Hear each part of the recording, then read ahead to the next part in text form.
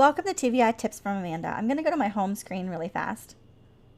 Page 1 of 2 default page. Before we start, and I just want to talk about, in our last video we talked about the orientation of what's on the device when you're using an Android device. We did some gliding movements, we did some flicks, we learned how to activate a focus item with a single finger double tap, and now we're going to move on to some back and forth gestures and some angle gestures.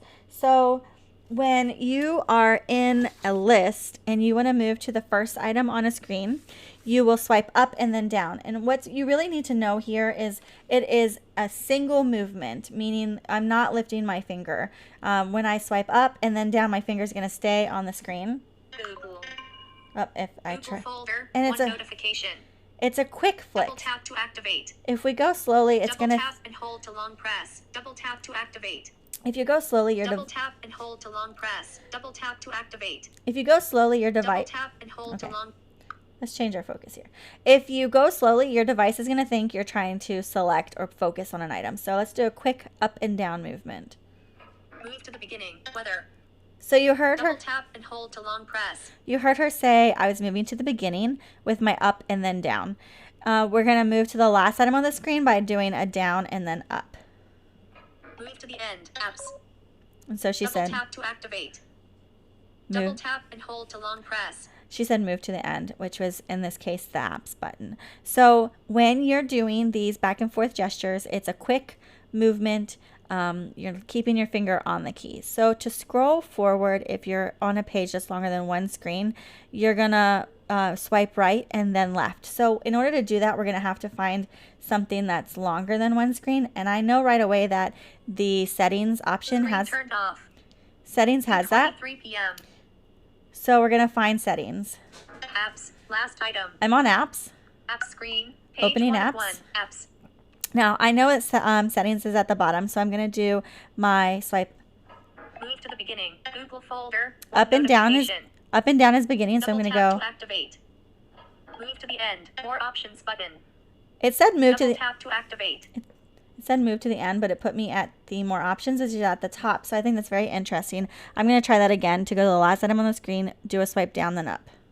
Move to the end. More options button. So in the. Double tap to activate. That's extremely interesting that this device feels like the options button in the top right of the screen is the end of the settings here. So I'm going to swipe to the left and see what happens. Voice search, edit button, as screen record, smart settings. So double tap to activate. On this, double tap and hold to long press. One day I'll get the timing right on that. On this device, it goes through all the apps and then it moves to the top of the phone where it has the search option, the voice search option, and then the more options. So I'm going to double click on settings. Settings. Showing items 12 to 19 of 19. So to scroll forward, if you're on a page that's longer than one screen, you're going to swipe right and then left.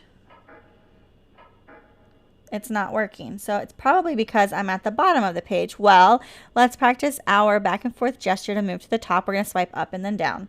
Move to the beginning. Samsung account profile button. General management, language and input, date and time, reset. You can also use double tap to activate. You can also use two fingers to scroll by taking two fingers Google. And dragging. Showing items 6 to 14 of 19. Double tap to activate. When you drag two fingers down, you scroll up, and when you drag two fingers up, you scroll down. Showing items 12 to 19 of 19. Advanced features. Showing items 1 to 9 of 19. Double tap to activate.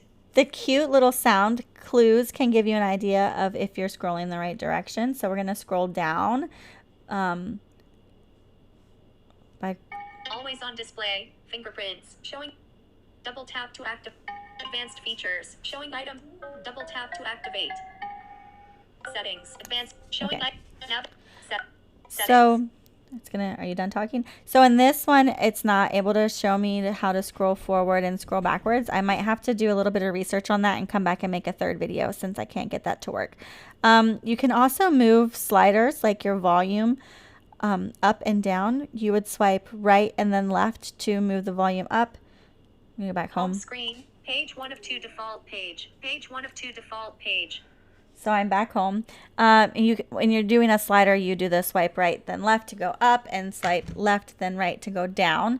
It also has angle gestures. So if you were somewhere and then you wanted to go home, instead of hitting the home button, according to the gestures that we have, you would be able to swipe up and then left to go home. So let's go ahead and enter the internet. I know the internet is at the bottom. Screen turned off. 226. Move to the end. Apps. Internet. Internet. So we're on the internet. I want to go home, so I'm going to swipe up and left. And it's not working. So my theory is that because I have a home button, I don't have access to that gesture. Page 1 of 2 default page. So I hit home and went back to home. Let's go back to the internet. Move to the end.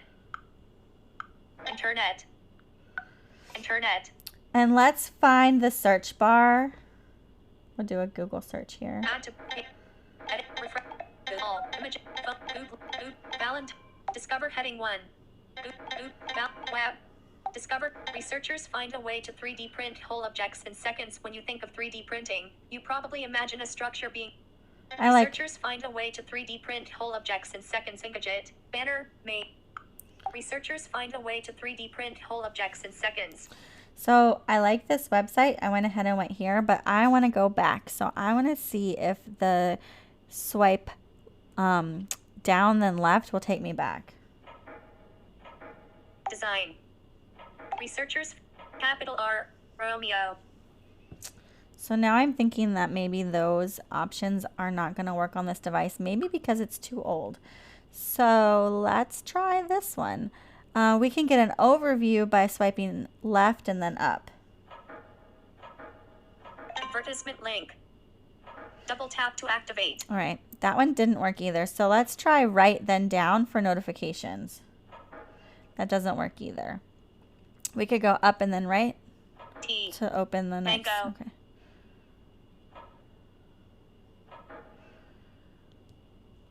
Page 1 of 2 default page.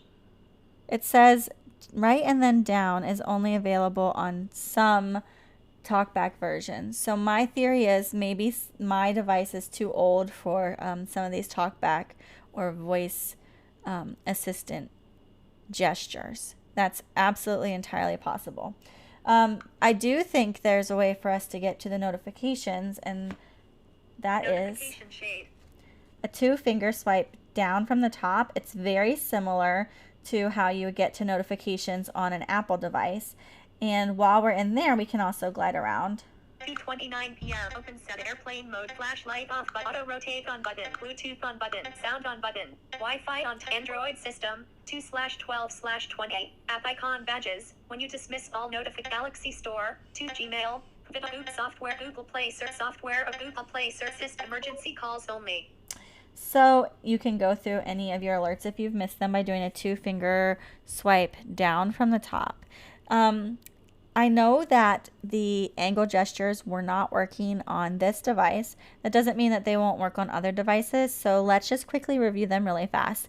To go home, you swipe up and then left. To go back, you swipe down and then left. Update. Software update. Update will be installed between 2 a.m. and 5 a.m. automatically. Okay, she's being collapsed. Samsung experience. She's going to keep talking. So I remember going home and going back as both being things to the left. I think of my home as being tall. So I would go up and to the left, and then to go back, I'm going to go down and to the left. If I was able to use the overview gesture, I would go to the left and then up. Thinking about looking at my phone as a whole thing, going to the left and then up, I'd want an overview of everything on my phone is how I remember that one. Screen turned off. 2:30 p.m. On my device, I'm able to do a 2-finger pull down to get notifications, but I could also go to the right and then down. Thinking about where notifications are on my screen, I'm looking at the status bar and then bringing it down, the notifications and bringing them down. That's how I remember the notifications gesture. To do a screen search, you would do left then down, which is also not available on my device. But if you think about searching your whole screen as a box, you might remember the left and then down a little bit easier. And then you have local context and global context menu, which also are not available on this device. Local context menu is up and right, and then the global context menu is down and then right. So that's just a brief introduction to the way angle gestures would work if you were using a device that had them available. I picked a Galaxy Samsung 7 S7 for this series of videos because it is a replica of what my 2 high school students are using for themselves, and I wanted to become familiar with how this device works, so I'm borrowing a friend's. Not super familiar with Android devices, and I'm very intrigued that angle gestures are not working on this device. I'm gonna check with my students and see if they work with their devices or not. Really fast before we move on, TalkBack gestures in general use one finger. When you're using just that one finger, your touch or your gesture is interpreted by the voice assistant or TalkBack. When you're using more than 2 fingers, it's thinking about that app rather than going to TalkBack. So when you're focused on using your voice assistant, you're only using that one finger. And that's why when you drag with 2 fingers up and down, you're actually just navigating within the app and it's not using TalkBack.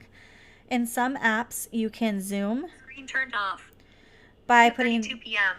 by putting 2 fingers on the screen and pinching them together or pulling them apart, just like on an Apple device, which might be useful for some students who have low vision. Now, on some Android devices, you can also customize your TalkBack gestures just like you can customize gestures on iOS devices. So in order to do that, you go to Accessibility and TalkBack or Voice Assistant, and then go into your settings and then your gesture. So these 2 videos were just a very brief introduction. I'm going to go ahead and put the phone down. These 2 videos that I made are just brief introductions on what an Android device looks like, the buttons that you have, and how to use the very basic TalkBack or voice assistant features. Newer devices are going to have more things available than older devices do, just as with the iOS device. And in general, the 2 systems kind of work very similar to each other. And I hope you find these videos helpful.